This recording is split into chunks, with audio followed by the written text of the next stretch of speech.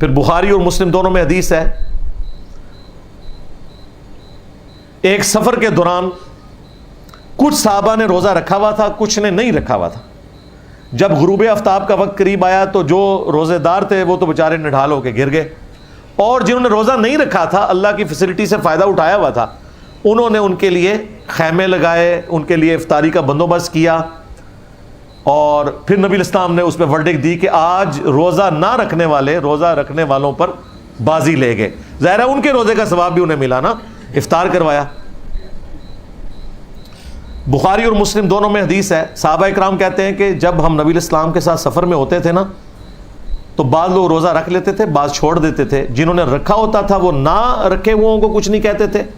اور جنہوں نے نہیں رکھا ہوتا تھا وہ رکھنے والوں کو کچھ نہیں کہتے تھے، یعنی انہیں پتہ تھا یہ آپشنل ہے۔ ایک اور حدیث ہے بخاری اور مسلم میں، نبی صلی اللہ علیہ وآلہ وسلم نے فرمایا کہ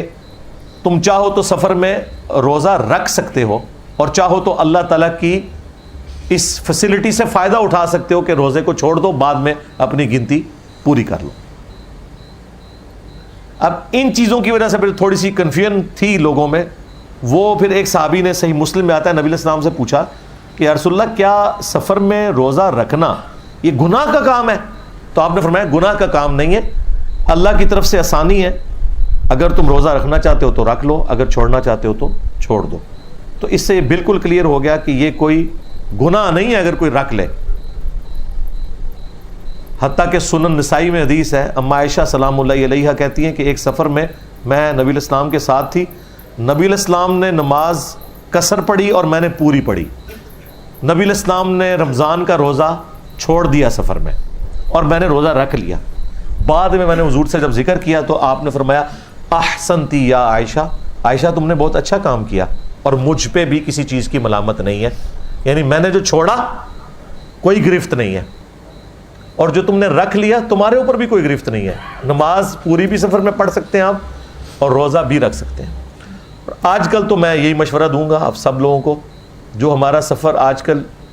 اتنا آسان ہو چکا ہے، اور اب تو خیر موسم بھی آندہ تقریباً 15 سال تک تو انشاءاللہ روزے اچھے موسم میں ہی ہیں، اب گرمی والے روزے تو اگلے 15 سال تو ایکسپیکٹڈ نہیں ہے۔ تو سفر میں جو روزہ رکھ سکتا ہے وہ روزہ رکھ لے، کیونکہ بعد میں گنتی پوری کرنا بڑا مشکل ہو جاتا ہے۔ رمضان میں تو ایک ماحول بنا ہوتا ہے تو آپ رکھ لیتے ہیں۔ میں نے آلموسٹ اپنی جاب کے دوران 15 سال ایک ایسے روٹ کے اوپر سفر کیا ہے کہ میرے تو 8 روزے سفر میں ہوتے تھے۔ منڈے کو جس دن میں جاتا تھا اور جمعے کو واپس آتا تھا، یہ 2 روزے تو میرے سفر کے بنتے تھے ایک ہفتے کے اندر، مہینے میں 8 روزے، لیکن میں رکھ لیتا تھا کیونکہ بعد میں بھی تو میں نہیں رکھنے ہیں، آسانی سے رکھے جا سکتے ہیں تو ضرور رکھ لیں۔ لیکن آسانی کے باوجود بھی کوئی اچھے سفر میں بھی ہے، ہوائی جہاز کا بھی سفر کر رہا ہے، آسانی بہرحال باقی ہے، نماز بھی وہ قصر کرنا چاہتا ہے کر لے، روزہ چھوڑنا چاہتا ہے چھوڑ دے، لیکن بعد میں اس نے وہ روزہ رکھنا ہے، تو یہ ایک آپشن موجود ہے۔ میں نے اس حوالے سے اسے کلیئر کر دیا۔